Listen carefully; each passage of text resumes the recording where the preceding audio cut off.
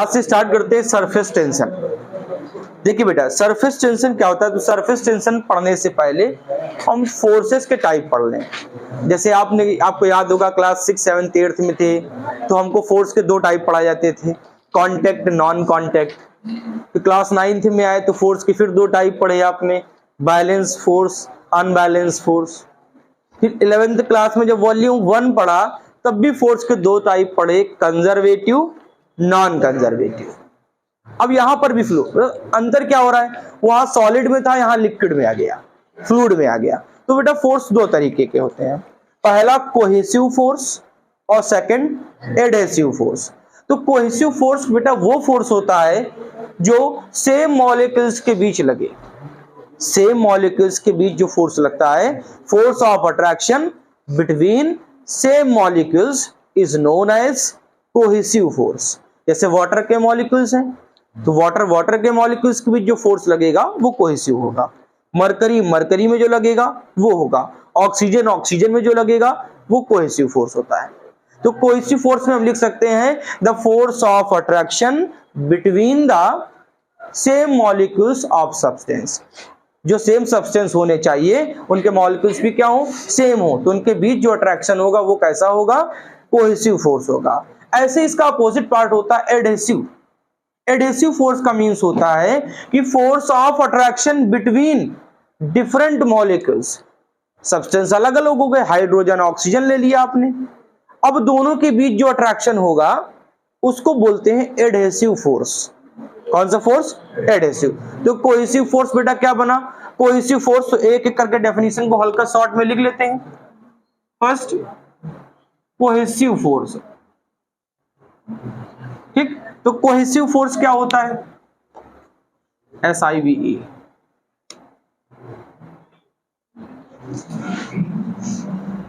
HSIVE, cohesive force. Cohesive force क्या है बेटा, force of attraction, force of attraction between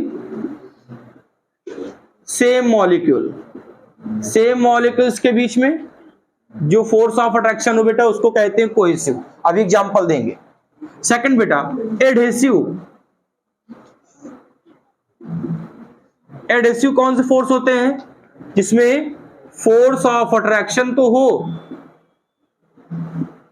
लेकिन बेटा कहां पे हो, between different molecules, different molecules के बीच में जो बेटा फोर्स ऑफ अट्रैक्शन होता है उसको एडहेसिव कहते हैं। जैसे आप एक चीज फील करना, तो आपने कभी देखा जैसे हम पेन से जब कॉपी पर लिखते हैं तो पेन हमारा अलग सब्सटेंस है और कॉपी हमारी अलग सब्सटेंस, पेज जिसको आप कहते हैं।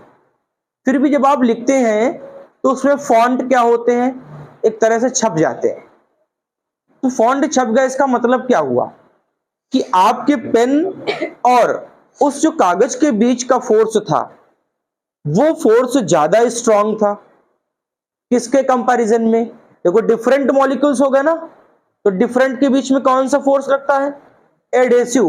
कौन सा फोर्स, एडहेसिव। और सेम के बीच में कौन लगता है, कोहेसिव। इसका मतलब एडहेसिव फोर्स ग्रेटर देन है किससे बेटा, कोहेसिव फोर्स। जैसे आपने फील किया होगा, एक कंटेनर में वाटर लो, अब वाटर क्या करता है, कंटेनर की वॉल से चिपक जाता है।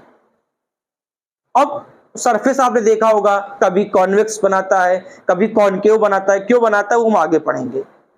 तो इसका मतलब वो वाटर जब कंटेनर की वॉल से चिपक रहा है, इसका मतलब है कि कंटेनर की वॉल और फ्लूइड, लिक्विड के बीच जो फोर्स है वो ग्रेटर है किससे, लिक्विड के मॉलिक्यूल से। ध्यान सुनना मेरी बात को। सपोज दैट आपसे मैंने कहा कि एक आपने पेन लिया, कागज में लिखा, तो फॉन्ट यहां पर छप जाते हैं।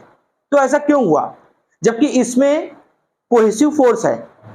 अब इस पेन और इस बोर्ड के बीच में एडहेसिव फोर्स है। इसका मतलब एडहेसिव फोर्स यहां पर ग्रेटर है किससे, कोहेसिव फोर्स से। तभी तो ये फॉन्ट यहां पर आपको दिख रहा है। अगर वो फोर्स स्मॉलर होता तो ये फॉन्ट आपको दिखते ही नहीं। बोलो इतनी बात ठीक है। कोहेसिव फोर्स कौन से फोर्स हैं, the force of attraction between the same molecules, उसको कहते हैं कोहेसिव फोर्स। एडहेसिव फोर्स कौन सा है, force of attraction between different molecules. अब बेटा इनकी एक रेंज है, एक रेंज है, ऐसा नहीं है कि एडहेसिव फोर्स इन्फिनिटी तक वर्क ही करता रहेगा, ऐसा नहीं है। उस रेंज को कहते हैं मॉलिक्यूलर रेंज। क्या बोलते हैं बेटा? Molecular range. Molecular range. तो कोई कहे मॉलिक्यूलर रेंज क्या है? The range up to force of attraction between object, yes, two object, जो दो ऑब्जेक्ट के बीच फोर्स ऑफ अट्रैक्शन हो, कब तक? जिस लिमिट तक हो उसी को कहते हैं मॉलिक्यूलर रेंज। तो लिख सकते हो बेटा, force of attraction between different molecules के बीच, डिफरेंट मॉलिक्यूल्स अप टू कहां तक बेटा? 10 की पावर -9 मीटर। कहां तक होगा? सिर्फ 10 की पावर -9 मीटर। और इसी को कहते हैं बेटा मॉलिक्यूलर रेंज। क्या बोलते हैं? कोई आपसे कहे मॉलिक्यूलर रेंज की वैल्यू बताओ, तो 10 की पावर -9 मीटर। 10 की पावर -9 मीटर के पहले फोर्स ऑफ अट्रैक्शन किसके बीच ज्यादा होगा? डिफरेंट मॉलिक्यूल्स के बीच में ज्यादा होगा। तो आपसे मॉलिक्यूलर रेंज समझ में आ गई। रेंज क्या है? रेंज का मतलब वो डिस्टेंस है जिसमें बेटा डिफरेंट मॉलिक्यूल्स के बीच में फोर्स ऑफ अट्रैक्शन अच्छा वर्क करे, उसको हम कहते हैं मॉलिक्यूलर रेंज कहते हैं। बोलो इतनी बात ठीक है? अब थोड़ा सा और फील करो बेटा। कभी कभी आपने एक चीज देखा ना कि जब हम लिक्विड लेते हैं, लिक्विड, अब प्रैक्टिकल लैंग्वेज में समझना, जैसे आपने कभी लिक्विड लिया, वाटर लिया और उसको ग्लास सरफेस पे डाल दिया, तो आपने देखा है कि लिक्विड चारों तरफ फैल जाता है, लिक्विड चारों तरफ फैल जाता है। ये प्रैक्टिकल आप करके देख सकते हैं। लेकिन अगर थोड़ा सा दिमाग लगाओ कि मैं उस प्लेट पर लिक्विड की जगह मरकरी डाल देता, तो आपको मालूम है mercury more dense in comparison to water. Mercury की डेंसिटी होती है 13,600, जबकि वाटर की होती है ओनली 1000। इसका मतलब है कि मरकरी ज्यादा डेंस है किसके कंपैरिजन में? वाटर के कंपैरिजन में। अगर मैं मरकरी डालता हूं तो बड़ी ड्रॉपलेट्स बना देती है, मतलब फैलती नहीं है, एक जगह आकर इकट्ठा हो जाती है। थोड़ा सा और दिमाग लगाओ, उसी सरफेस पर मैं ग्रीस लगा दूं। ग्रीस जानते हैं लुब्रिकेंट होता है जो कोफिशिएंट ऑफ फ्रिक्शन को कम करता है, फ्रिक्शन की वैल्यू को कम करता है। आपने देखा होगा साइकिल में और साइकिल की चैन पे, कभी कभी देखा नहीं, घरों में भी गेट में जब आवाज करता है गेट, उसमें ऑयल लगा देते हैं, क्योंकि ऑयल हमारा क्या है? लुब्रिकेंट है। ऑयल कहो, ग्रीस कहो, ये सब हमारे लुब्रिकेंट होते हैं।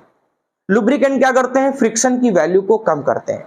तो अगर उस सरफेस पे मैंने बेटा एक लुब्रिकेंट लगा दिया और फिर वाटर को डाला, तो आप देखना कि वाटर की छोटी छोटी ड्रॉप बन जाती है, वाटर की छोटी छोटी ड्रॉप, जबकि मरकरी में बड़ी ड्रॉप बनी थी।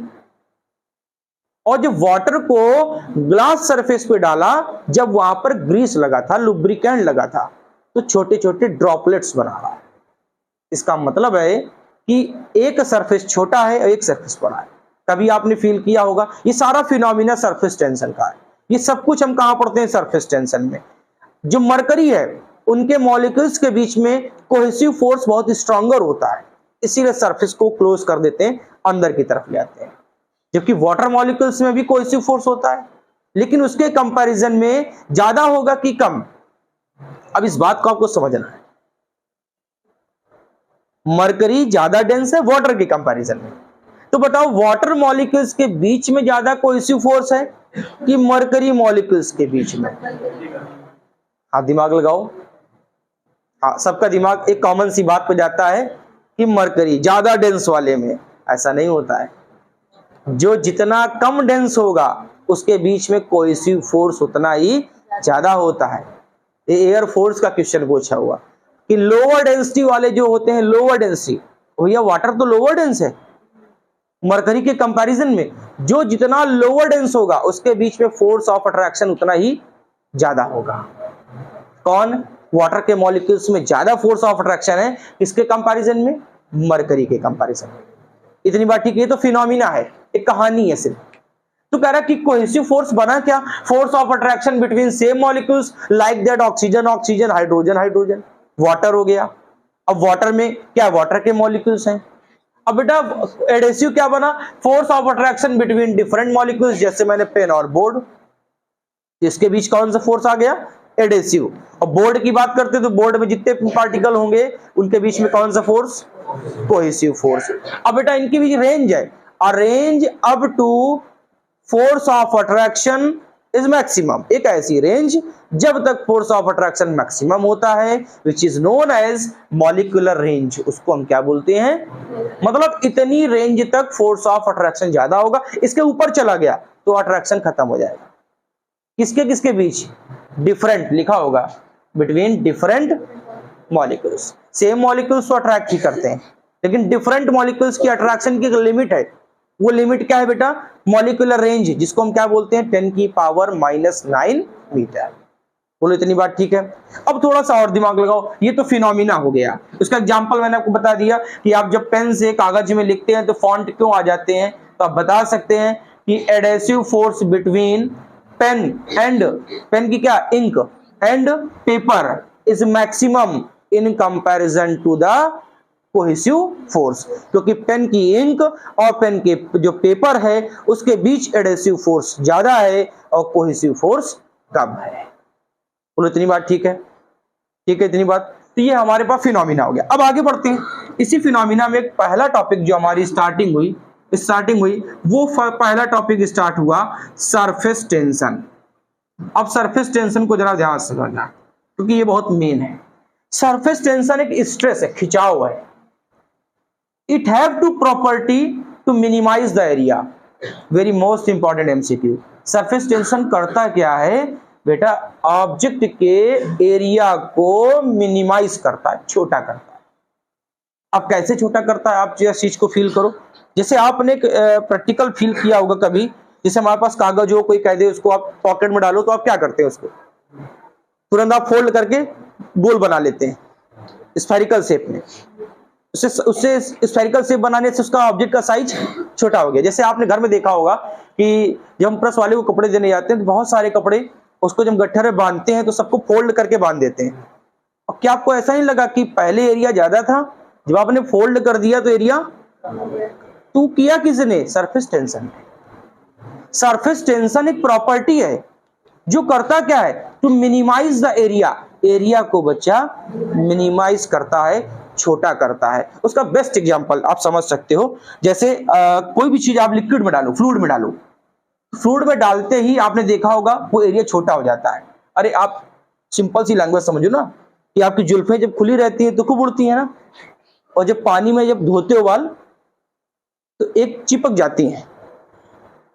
इतना तो सबको देखा हो ना, सुबह देखा हो तो आज घर जाके धुल लेना, फिर देख लेना। बॉयज में थोड़ा बाल कम होते हैं, समझ में नहीं आएगा, गर्ल समझ सकती ज्यादा बेहतर, फिर भी इतने हैं कि हम समझ सकते हैं। तो इतना तो फील किया सबने ना, कि नहीं किया, कि जब हमारे पास हेयर में पूरा पानी में डूबा होता है या बाहर निकालते हो तो बच्चा उस समय एरिया छोटा हो जाता है ना, कम हो जाता है ना। क्यों, क्योंकि अभी इनके बीच ड्राई, सूखापन है, कोई भी फ्लूइड नहीं है। जैसे ही फ्लूइड आ गया, लिक्विड आ गया, तो लिक्विड करता क्या है, सरफेस टेंशन। और सरफेस टेंशन करता क्या है, मिनिमाइज द एरिया, एरिया को। अरे आपने ब्रश देखा होगा ना, जो नया ब्रश लाओ तो ऐसे कुछ फैला रहता है, जैसे उसको पेंट वाले बॉक्स में डालो, पेंट वाले में, ऑयल वाले में, वाटर में, वैसे ही वो ऐसे हो जाता है।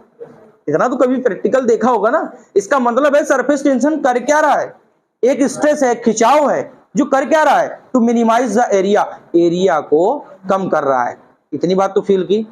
अब वो बात अलग है ना, ड्रायर से आप सुखा लेते हैं, जुल्फें उड़नी चाहिए, हाँ वो जरूरी है, लेकिन वो अलग विषय है, ये हमारा अलग विषय है। तो सरफेस टेंशन क्या है बेटा, एक स्ट्रेस है, खिंचाव है, जो करता क्या है, to minimise the area, area को कम करता है। कभी आप फील करना, आपने कभी चीज गौर नहीं की होगी, जैसे हम लोग चाय जब पीते हैं तो आपको गर्म चाय अच्छी लगती पीने में, ठंडी चाय नहीं अच्छी लगती, कॉमन सी बात है। या सूप की बात कर लो, सूप बेस्ट एग्जांपल है, ठंडा सूप नहीं अच्छा लगता। हाँ वो किसी को अच्छा लगता है, वो एक्सेप्शन केस है, वो जेब कटवा दे अपनी। तो गर्म सूप लोगों को अच्छा लगता है, क्यों बेटा, थोड़ा सा दिमाग लगाना, फिजिक्स के लॉजिक में आना, वो मत समझना कि गर्म सूप है तो अच्छा लग रहा है। पहली चीज सुनो, जब टेम्परेचर बढ़ता है तो सरफेस टेंशन कम होता है। ठीक, अब सोचना, सरफेस टेंशन अगर कम हो गया तो एरिया बड़ा हो जाएगा। ठीक, एरिया बड़ा होने का मतलब समझना कि जो सूप के मॉलिक्यूल्स थे वो फैल रहे हैं। ठीक, अब वही सूप जब ठंडा होता है तो आप कभी गौर से देखना, जैसे चाय जब बन के आती है और जब हल्की सी ठंडी होती है उसमें लेयर पड़ जाती है तुरंत। आपने जितना देखा ना, वो लेयर का मतलब क्या हुआ कि जैसे ही जो चाय के पार्टिकल थे वो ठंडे हुए, टेम्परेचर कम हुआ तो सरफेस टेंशन बढ़ने लगा, तो वो एरिया भी क्या करता है, ऑक्यूपाई करता है और सिमट जाता है, एक दूसरे के पास सिमट जाते हैं। लेकिन जब वो गर्म होती है तो टेम्परेचर ज्यादा होता है, टेम्परेचर ज्यादा होने से सरफेस टेंशन कम होता है, और सरफेस टेंशन जब बच्चा कम होता है तो एरिया ज्यादा कवर करता है। सरफेस टेंशन जब कम होगा तो एरिया ज्यादा कवर करेगा, इस बात को हमेशा याद रखना। एक नीडल को आप एक कंटेनर में पानी लो, मान लो मैंने यहां कंटेनर लिया, उस कंटेनर में बच्चा यहां पर लिक्विड है, ठीक है, इसमें लिक्विड लिया और मैंने एक नीडल को यहां छोड़ दिया, एक नीडल को जबरदस्ती ऐसे करोगे तो आर्किमिडीज का प्रिंसिपल लगाएगी, नीचे भी जा सकती है। लेकिन अगर नीडल को हम यहां पर स्टैटिक तरीके से धीरे से यहां रख दें, तो आप ऐसे रखते हो तो गौर करना वो धीरे धीरे सीधे हो जाती है। ये सारे प्रैक्टिकल है, आप घर जाके कर सकते हैं। एक को लिक्विड लो, एक बॉक्स में, ग्लास में, आप एक नीडल लो और धीरे से उस वाटर की सरफेस पर रख दो, तो कभी देखना वो तुरंत सीधे हो जाएगी। ऐसा क्यों? क्योंकि वो अपने ऊपर एक इमेजिनरी लाइन बना लेती है। लेट दैट सपोज कर लिया जाता है कि उसके ऊपर एक अपैरेंट सरफेस है। अपैरेंट सरफेस का मींस, मान लो यहां पर फ्लूइड है, मान लो इस फ्लूइड में ये एक अपैरेंट सरफेस है, तो बताओ टेंजेंशियल फोर्स कहां जाएगी? ऊपर भी जा सकती है, नीचे भी जा सकती है। टेंजेंशियल फोर्स ऊपर भी जा सकती है और नीचे भी जा सकती है। इसी को कहते हैं सरफेस टेंशन एस, और एस होता है एफ अपॉन एल। ये क्या है? एफ कौन सा फोर्स? Tangential force. कौन सा फोर्स? टेंजेंशियल। अब टेंजेंशियल कहां जा सकता है? परपेंडिकुलर ही होगा, या तो ऊपर जाएगा या तो नीचे, इसकी कोई डायरेक्शन नहीं है। तो S इक्वल होता है F अपॉन L। F क्या है बेटा? F क्या नहीं है, सारी जगह परपेंडिकुलर फोर्स है, तो क्या मैं लिखूं? परपेंडिकुलर फोर्स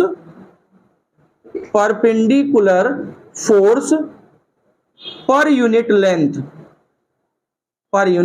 लेंथ, उसी को क्या बोलते हैं? सरफेस टेंशन कहते हैं। Surface tension is the property of fluid. Surface tension क्या है? एक फ्लूइड की property. It is the stress, एक खिंचाव है। It have two property to minimise the area. ये क्या करती है? एरिया को मिनिमम करने का काम करती है, एरिया को मिनिमम करने का काम करती है। तो S इक्वल क्या होता है? F अपॉन L होता है। कभी आपने चीज गौर की होगी कि जो वाटर की छोटी ड्रॉप होती है वो स्फेरिकल होती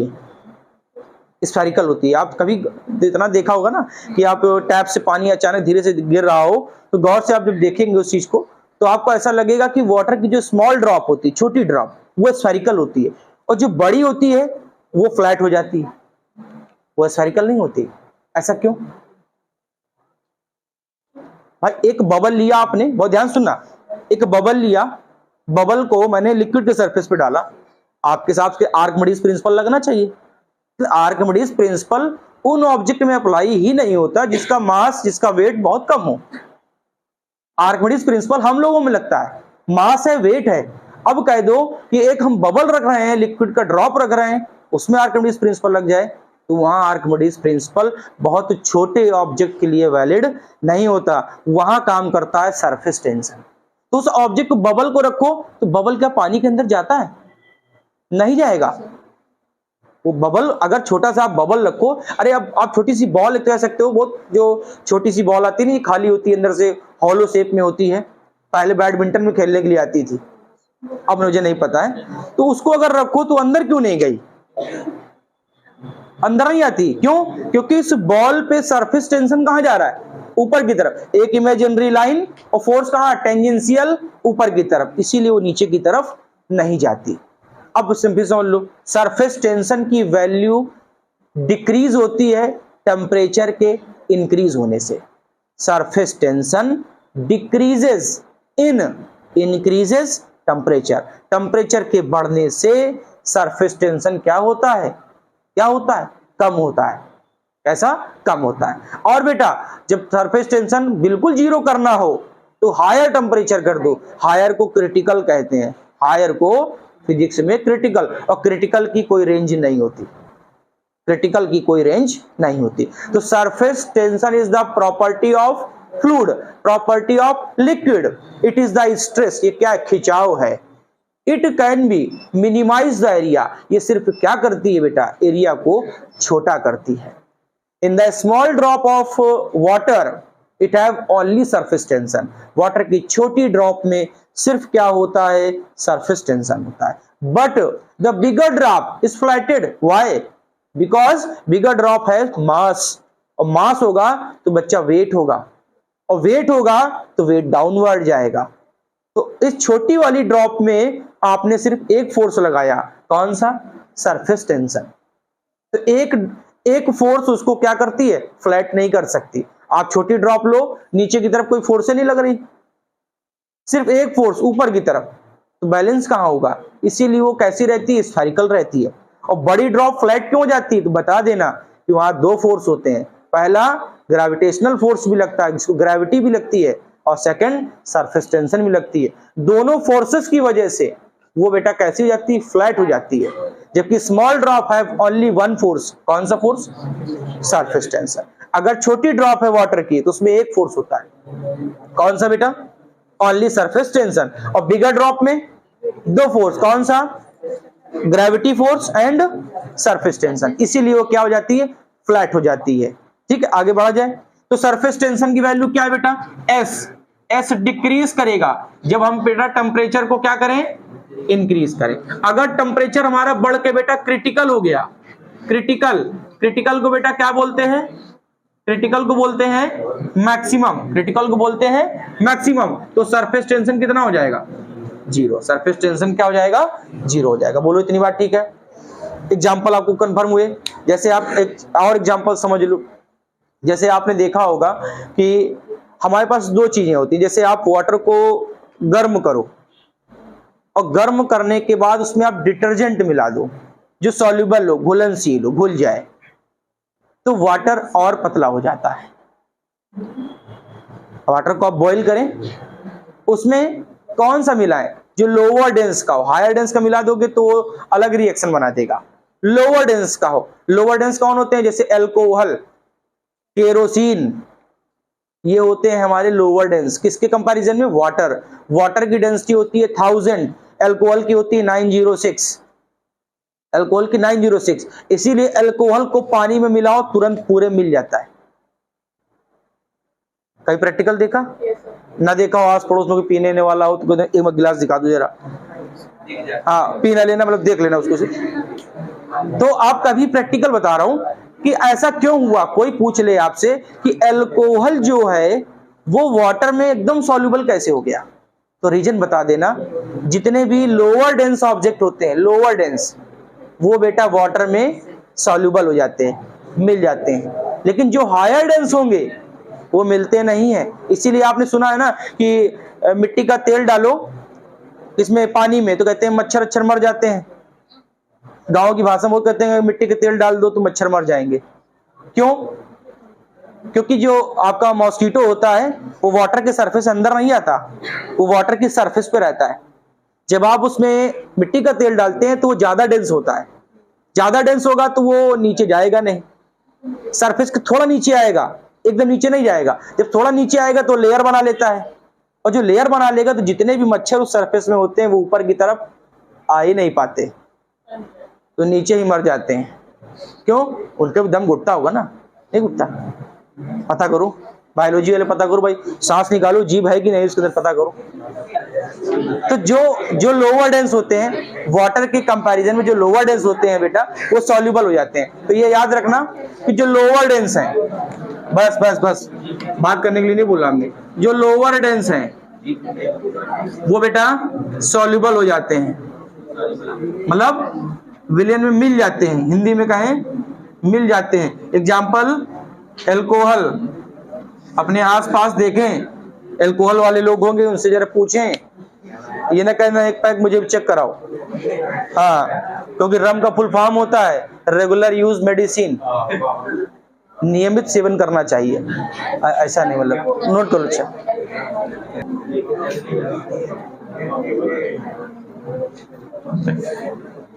सरफेस एनर्जी। देखो बेटा, हमने एक काम किया, यहां पर एक सरफेस एक लिया, ये एक सरफेस है हमारे पास, इस सरफेस में यहां पर बेटा फ्लूइड भरा हुआ, लिक्विड भरा हुआ, ठीक है।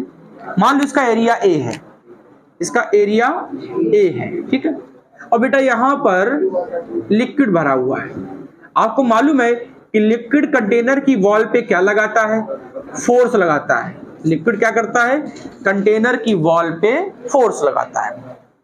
तो अगर थोड़ा सोचो कि लिक्विड कंटेनर की वॉल पे अगर फोर्स लगाए तो एक अपैरेंट सरफेस बना सकती है, बढ़ती हुई अपैरेंट सरफेस, बढ़ती हुई अपैरेंट सरफेस, ऐसा नहीं बढ़ती हुई। अगर हो सकता है कि ये यहां पर मरकरी यूज करते, बोलो नहीं बेटा, अगर हम मरकरी यूज करते तो मरकरी बेटा कैसा होता है? हायर डेंस होता है। हायर डेंस का मींस वो जल्दी से चिपक जाता है। तो हायर डेंस होगा तो अंदर की तरफ भागेगा, अंदर की तरफ भागेगा, तो सरफेस क्या हो जाएगा? पहले के कंपैरिजन में छोटा हो सकता है। लिक्विड है तो लिक्विड क्या करता है? कंटेनर की वॉल पे फोर्स लगाता है। कहां पर? परपेंडिकुलर ऊपर, ऊपर की तरफ। तो यहां पर परपेंडिकुलर बाहर, ऊपर का मतलब बाहर, तो सरफेस क्या होगी बेटा? बढ़ जाएगी। इतनी ज्यादा नहीं बढ़ती कि आपको ऐसा लगे कि 1 मीटर का आपने लिया, यहां पर 1 मीटर बढ़ गया, इतना नहीं। 1 मीटर लिया तो 1 सेंटीमीटर बढ़ती है, 2 सेंटीमीटर, मतलब इसकी कंपैरिजन में बहुत छोटा होता है। तो मान लेते हैं कि ये जो डिस्टेंस थी आपके पास वो थी बेटा L, ठीक है। और मान लेते हैं ये जो इंक्रीज हुई इसको मान लेते हैं हम डेल्टा एक्स, इसको मान लेते हैं डेल्टा एक्स। तो जरा सोचो, सरफेस टेंशन S इक्वल होता है F अपान L। थोड़ा दिमाग लगाना, ये होता है न्यूटन, ये होता है मीटर, न्यूटन पर मीटर। डायमेंशन बनाओ MLT-2 और L से L कैंसिल, तो बेटा MT-2 ये इसकी डायमेंशन है। क्वांटिटी स्केलर है क्योंकि बेटा इसमें इसकी कोई डायरेक्शन, जैसे प्रेशर होता है स्केलर, वैसे ये स्केलर होता है। वैसे स्केलर तो नहीं होते ये सब होते टेंसर हैं, लेकिन टेंसर को कम पाया जाता है इसलिए लोग स्केलर ही बताते हैं, क्योंकि डायरेक्शन बदलता रहता है। अब थोड़ा सोचो, अगर हम इसी को चेंज कर लें, क्या बच्चों में फोर्स को कुछ और लिख सकता हूं? फोर्स का मींस न्यूटन, फोर्स का मींस न्यूटन होता है। क्या थोड़ा दिमाग लगाओ, और मैं सरल भाषा में कहूं तो W इक्वल क्या होता है? F delta x, W equal F delta x. तो बताओ फोर्स कितना? W upon delta x. Force कितना बेटा? भैया वर्क इक्वल क्या होता है? फोर्स इंटू डिस्प्लेसमेंट, तो डिस्प्लेसमेंट कितना? Delta x. तो बेटा W equal F delta x, F equal W delta. बेटा यहाँ पर उसे कॉस थीटा भी होता है। मैंने कॉस 0 क्यों लिया? क्योंकि ये फोर्स वॉल कहाँ लगा रहा? बाहर। ये कंटेनर पे जो पार्टिकल है बाहर फोर्स लगाएंगे, तो फोर्स भी बाहर और डिस्प्लेसमेंट भी बाहर, तो थीटा 0 डिग्री, थीटा 0। देखो फोर्स ऐसे लगाएगा ना ये, और डिस्प्लेसमेंट भी इधर ही जाएगा, तो दोनों की डायरेक्शन सेम। और बेटा cos 0 कितना होता है? 1 होता है। तो बताओ यहाँ पर F कितना मिला? W अपान डेल्टा एक्स रखो, S इक्वल F की जगह W upon delta x upon L, तो इनटू हो गया बच्चा L, ठीक है। क्या इसको देखकर याद आया? Length into displacement, metre into metre square, metre into metre, metre square. Metre square क्या होता है? Area.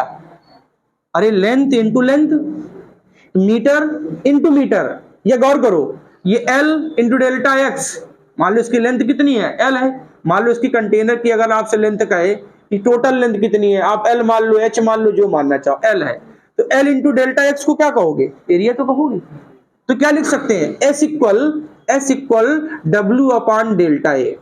S equal W upon delta क्यों लगाया? इसकी वजह से S equal W upon delta a. लो भैया सरफेस एनर्जी मिल गई। W इक्वल क्या आया? क्या आया बेटा? S into delta A. W क्या है? वर्क। वर्क ही क्या होती है? Potential energy. वर्क ही क्या होती है? Potential energy. तो वर्क क्या मिला? S क्या है? Surface tension. डेल्टा ए क्या है? Increases area. ये वाला नहीं, ये जो बढ़ रहा है ये वाला।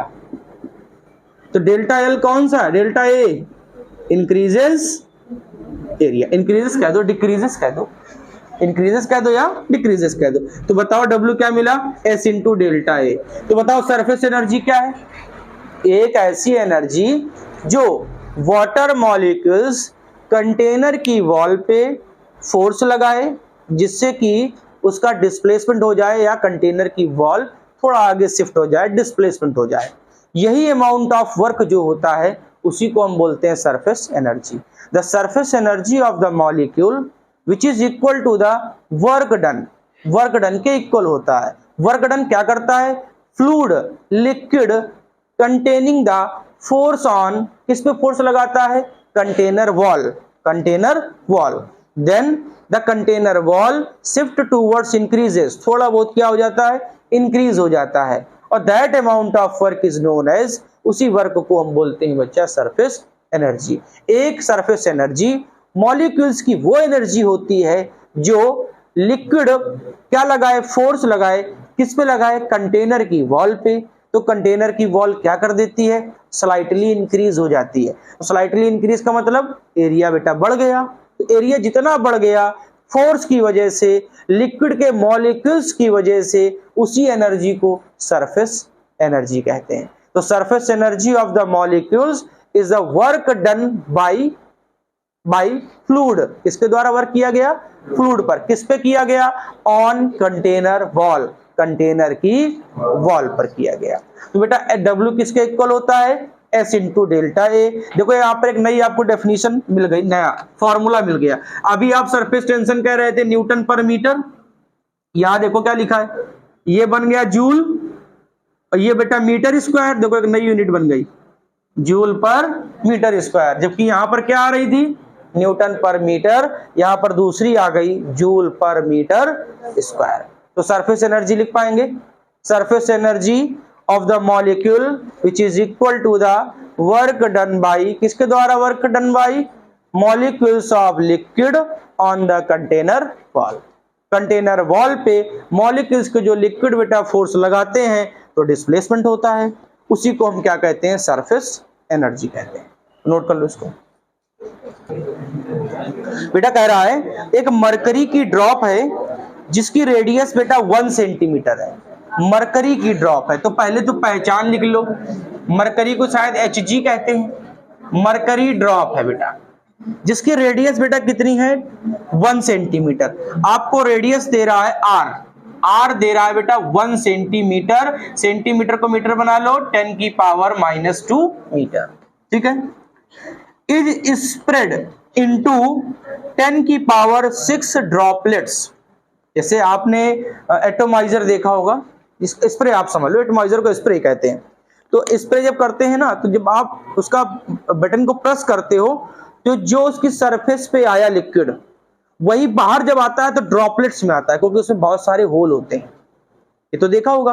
तो इसका मतलब है कि जो सरफेस पे लिक्विड आया वो पता नहीं कितने ड्रॉपलेट्स में बट गया होगा, ठीक। तो यहां पर बोल रहा है कि 10 की पावर 6 ड्रॉपलेट में बदल गया। कितने ड्रॉपलेट्स में, 10 की पावर 6 ड्रॉपलेट। तो आप लिख लो बेटा कितने ड्रॉपलेट हैं, 10 की पावर 6 ड्रॉपलेट्स में चेंज हो गया। अब कह रहा है ऑफ इक्वल साइज, मतलब उतना ही लिक्विड है, अब चाहे जितने ड्रॉपलेट से बदल जाए ओवरऑल किसी का साइज बदलना नहीं चाहिए। कैलकुलेट द एनर्जी एक्सटेंडेड, बताइए एनर्जी कितनी बढ़ गई, वर्क पूछ रहा, वही जो अभी आपने लिखा है फॉर्मूला। फिर कह रहा है कि मरकरी का सरफेस टेंशन फिक्स है S 32 इंटू 10 की पावर -2 न्यूटन पर मीटर। ठीक है, इतनी बात अब समझाया जाए। देखो बेटा मान लो जैसे मान लो मैंने स्प्रे को प्रेस किया तो यहां पर 1 मीटर क्यूब का वॉल्यूम आया, 1 मीटर क्यूब, वही 1 मीटर क्यूब बचा 1 लाख पे बढ़ गया। तो 1 लाख ड्रॉपलेट्स का नेट वॉल्यूम 1 मीटर क्यूब तो होना चाहिए। मेरी बात समझे कि नहीं, आपने स्प्रे किया, स्प्रे की सरफेस पे 1 मीटर क्यूब का लिक्विड आया, 1 मीटर क्यूब को मैंने वॉल्यूम बोला। अच्छा बच्चा वो 10,000 में 10 लाख में बढ़ जाए, चाहे इतने में बढ़ जाए, उस सभी ड्रॉपलेट्स का नेट वॉल्यूम कितना होना चाहिए। अरे भाई बाहर से थोड़ी आ जाएगा, फ्लूइड, जितना दोगे उतना ही तो रहेगा ना। इसका मतलब है कि one big drop, volume of one big drop, big drop किसकी है बेटा, किसकी है, मरकरी की। एक बड़ी ड्रॉप्स कितने के बराबर है, कितने के बराबर है, वॉल्यूम ऑफ, कितने में बांट रहा बच्चा, 10⁶ ड्रॉपलेट्स। बोलो इतनी बात ठीक है। यहां पर और कुछ भी दे सकता था, इसकी जगह और भी हो सकता है कुछ, कोई बात नहीं बेटा। एक बड़ी का वॉल्यूम बताओ तो 4/3 पाई r³, मैंने कैपिटल आर मान लिया। बेटा कितनी छोटे हैं, 10⁶, और एक छोटे वाले का वॉल्यूम 4/3 पाई स्मॉल आर। भाई 4/3 पाई तो कांस्टेंट है, इसमें कहा छोटा बड़ा करेंगे, तो रेडियस को मैंने छोटा कर दिया, 4/3 पाई 4/3 पाई। क्या मैं बेटा, क्या सोचो, क्या ये 10⁻² की पावर 3 लिखा है, जरा देखो 10⁻² लिख सकता हूं, तो बताओ यहां क्या मिला, r³ इक्वल 10⁻²³ r³, ठीक है, r³। तो क्या मैं ऐसे लिख दूं, r³ इक्वल 10⁻², साथ में लिख दूं r का होल क्यूब लिख दूं, देखो 3 2 जा 6, ठीक है, क्यूब से क्यूब, तो बताओ r कितना आया, तो छोटा r कितना आया, बोलो ठीक है, बोलो इतनी बात सही, इसमें किसी को दिक्कत, हमको छोटा r और बड़े r का रिलेशन मिल गया, स्मॉल r और कैपिटल R का, इतनी बात कंफर्म है। अब ये तो पता करो, एनर्जी तो तभी निकाल पाओगे जब बड़ा हुआ एरिया निकालोगे, एरिया आखिर बढ़ा कितना, तभी तो आपको एनर्जी मिलेगी। तो बढ़ा हुआ एरिया निकाल लो। तो बेटा बढ़ा हुआ एरिया सुन लो कैसे निकाला जाता है बहुत ध्यान से, वैसे टॉपिक तो ये आगे का है। आपने केमिस्ट्री में बाइंडिंग एनर्जी सुना होगा, बाइंडिंग एनर्जी क्या करता है, न्यूक्लियस को बाइंड कर देता है, फिजिक्स में हम पढ़ाएंगे तोड़ देता है, प्रोटॉन और न्यूट्रॉन में, ध्यान सुनना, किसमें तोड़ देता है, प्रोटॉन और न्यूट्रॉन में। अब फिजिक्स का रूल कहता है कि अगर एक पेन को, मैं इस पेन को 10 जगह से तोड़ दूं, तो इसका मास या वॉल्यूम जितना था मुझे नहीं पता, जितना भी था, अगर आप तोड़ के इसको फिर जोड़ोगे तो अब उसका मास पहले के कंपैरिजन में छोटा नहीं होगा, बड़ा हो जाएगा। क्यों? क्योंकि एयर मॉलिक्यूल्स आ जाते हैं, एटमॉस्फेरिक रिफ्रैक्शन होता है, इंटरनल रिफ्लेक्शन होता है। अभी तक था इसमें वैक्यूम, आपने जब तोड़ा तो एयर आ गई, एयर में होते हैं मॉलिक्यूल्स, उनमें होता है मास, उनमें होता है वेट। इसका मतलब है किसी भी चीज को जब हम जोड़ के तोड़ के जब जोड़ते हैं तो उसका मास ओरिजिनल के कंपैरिजन में स्लाइटली लार्जर, स्लाइटली क्यों बोला, बहुत बड़ा डिफरेंस नहीं होता, तो हो सकता है 0.005 आपको डिजिट मिले, इतना छोटा होता है। तो याद रखना कि आपके पास कितनी ड्रॉपलेट्स है, छोटी वाली कितनी है, 10⁶। तो हम इसकी एक काम करते हैं, 10⁶ ड्रॉपलेट है ना आपके पास, कितनी बच्चा, 10⁶। अब बताओ एक ड्रॉपलेट का एरिया छोटे वाले का 4 पाई r², छोटे वाले का, माइनस मैं बड़े वाले को हटा दूं, बड़ा तो एक ही था बच्चा, कितना, 4 पाई r²। क्या बच्चा एक बात बताओ, 10⁶ 4 पाई, मैं छोटे r की जगह कैपिटल R अपॉन 10⁻² लिख सकता हूं। तो छोटे r की जगह लिखो, तो छोटे r का स्क्वायर है ना, तो यहां r का स्क्वायर हो जाएगा, और 10⁻² का होता है 10⁻⁴, ठीक है। तो बताओ मैं क्या लिख दूं, 4 pi capital R² upon 10⁻⁴, minus बेटा 4 पाई r²। क्या बच्चा यहाँ 4 पावर कैंसिल, तो कितनी बची, 2 बची, 2 का मतलब 100, 2 का मतलब 100। क्या आपको 4 पाई स्क्वायर कॉमन दिख रहा है, 4 पाई r², 4 पाई, यहां कितना बचा 100, यहां कितना 1, तो बताओ डेल्टा ये कितना मिला, 99 × 4 पाई r²। देखो बहुत छोटा मिल रहा है कि नहीं, 99, 100 तो था ही, 100 तो था ही उसका ओरिजिनल, इसके हिसाब से 100 तो बनना चाहिए देखो, लेकिन कितना आ रहा 99, बहुत छोटा डिफरेंस होता है। अब हमको निकालना है वर्क, अभी तुमने फॉर्मूला लिखा है S = W upon delta A, तो बोलो W = S × डेल्टा A। बोलो S कितना लिखा है, कहीं कहाँ लिखा है, ये लिखा है 32 × 10⁻⁻², बेटा डेल्टा ये लिखा है 99 × 4, बेटा पाई कितना 3.1, 14 आर स्क्वायर, रेडियस कितनी थी 10 की पावर -2, 10 की पावर -2 का स्क्वायर -4। कर लेंगे सोल्यूशन। अब देखो सोल्यूशन करने का तरीका सुनो, बहुत दिमाग नहीं लगाना 99 है कि परेशान हो जाओ उसमें, थोड़ा आंसर इधर उधर होगा। इसको मानो 100, ठीक है, 100 और 3, 100 और 3 300, 300, 300 में 4 1200, 300 में 4 1200, और 1200 इंटू 32 लिखा ना, 30 मानो, तो 1200 इंटू 30, -2 -4 -6, कितने जीरो चले गए, 1 2 3, 3 हटा दो, 12 3 जा 36 इंटू 36 इंटू 10 की पावर -3 जूल। फिर कॉन्सेप्ट को समझ लो, हमने क्या किया, आपको इंक्रीजेज एरिया तभी मिलेगा बच्चा जब जितनी छोटी ड्रॉपलेट्स हो, जितनी छोटी, उसके एरिया से एक बड़ी ड्रॉप के एरिया को हटा देना। लेकिन इतना ध्यान रखना कि यहां पर यह भी रखना है जो उसकी वैल्यू हो। 27 ड्रॉपलेट्स में बांटे 27 लिखना, 64 में बांटे 64 लिखना, 10 लाख में बांटे 10 लाख लिखना।